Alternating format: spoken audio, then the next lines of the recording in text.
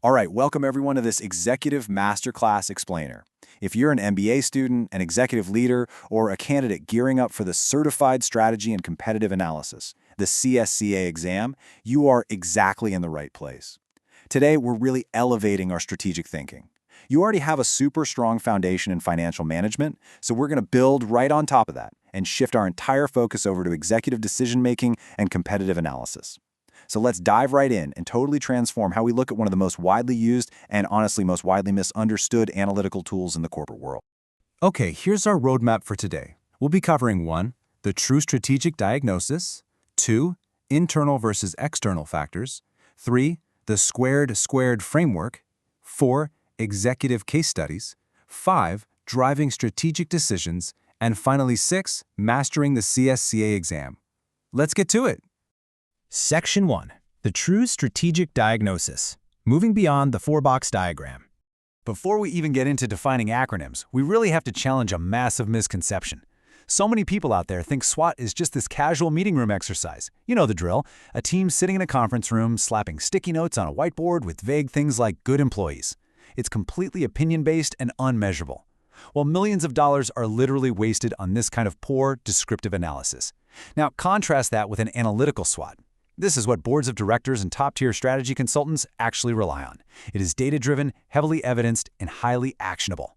That's the level we're aiming for today. A great way to think about SWOT is to compare it to a medical diagnosis. Imagine a physician prescribing some radical, intense treatment without first running any blood tests or taking an X-ray. It'd literally be malpractice, right? Well, the exact same logic applies to business. SWOT is an analytical toolkit used by executives to fully assess the business environment before they prescribe a strategic treatment. A poor diagnosis is absolutely going to lead to an ineffective treatment, but a highly accurate one, that's what supports sound, billion-dollar strategic decisions. So the whole paradigm shift we need to make is summarized perfectly in this quote right here. SWOT is therefore not a strategy. It is a strategic diagnosis. I want you to really let that sink in for a second. SWOT is merely an input into strategy formulation. It tells you exactly what you're good at, where you're currently vulnerable, where the market is opening up for you, and what risks are threatening your survival. Basically, it's the foundation of the house, not the house itself. Moving on to Section 2. Internal versus external factors. The D² designation. Let's tackle the absolute most commonly misunderstood aspect of this entire framework, correctly assigning each item. Seriously, if you get this wrong, your entire strategy is being built on sand.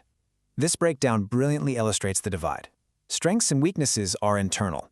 That means they originate from within your organization, and critically, they are largely controllable by you. Opportunities and threats, on the other hand, are external. They arise from the outside environment. Think macroeconomic trends, new regulations, or competitor movements. These are fundamentally beyond your direct control. As an executive, you have to ruthlessly separate what you can control from what the external market simply dictates. Let's test this out with a quick exercise. Look at the phrase excessive debt. Is that a weakness or is it a threat? Just pause and think like a strategy consultant for a second. Okay, it is a weakness. Why? Because excessive debt is an internal financial condition. Your own management team made the decision to take on that debt. You control it. Now, if the prompt was something like global inflation reaches 10%, well, that would be a threat. Your company can't control global inflation. It just has to react to it. Make sense? All right, Section 3. The SQuAReD² framework, the executive checklist. We're now getting into the core methodology of this explainer. If you want a permanent fix for poor strategic analysis, this is your ultimate tool. I highly encourage you to memorize this SQuAReD² framework. It stands for specific, quantified, actionable, relevant, evidence-based, differentiated, and designated. Using this checklist transforms a basic brainstormed list into a robust analytical weapon for the boardroom.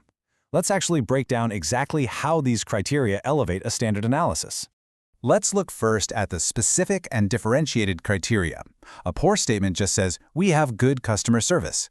What does good even mean? Good compared to whom? An executive-level statement, however, sounds like this.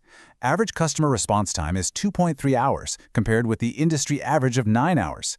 Notice how that benchmarking provides immediate, crystal-clear context. That differentiation tells us exactly why and to what extent this is actually a strength. Now let's talk about being relevant and quantified. Look at this number, 18%. In our example, this represents the contribution of AI-generated services to Apple's new subscription revenue.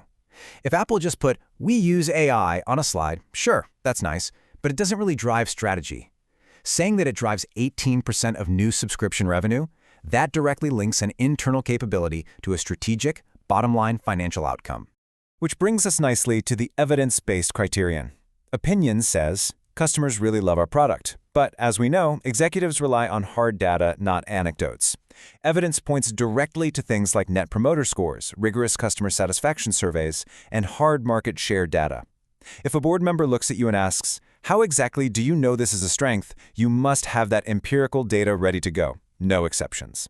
Finally, a high-quality SWOT statement absolutely must be actionable. Let's say your EBITDA margin is 22%, compared to your competitors who are sitting at 14%. That superior cash generation is a massive strength. But so what? Why does it matter? It matters because it naturally suggests a strategic action. Having that extra cash allows you to expand internationally, invest heavily in R&D, pursue strategic acquisitions, or aggressively strengthen your marketing. A good diagnostic finding should basically tell management what they need to do next.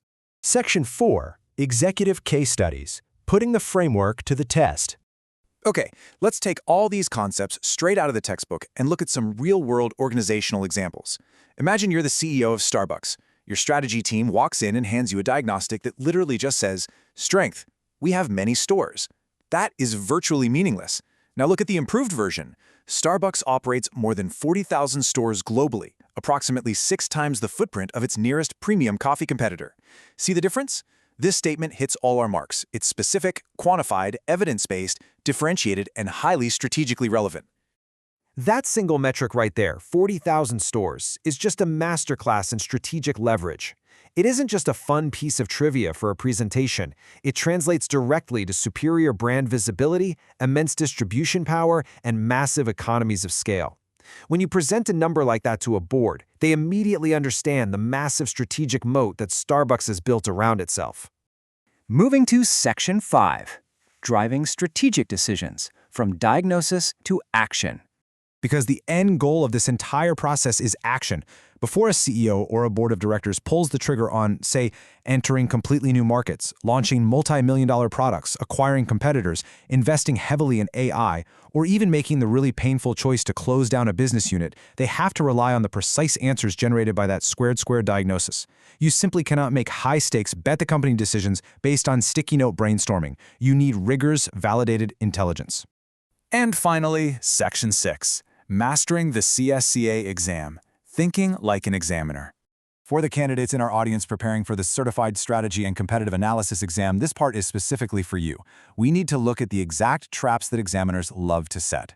Listen, the exam is not going to ask you to simply define what SWOT stands for. They are going to test your executive judgment.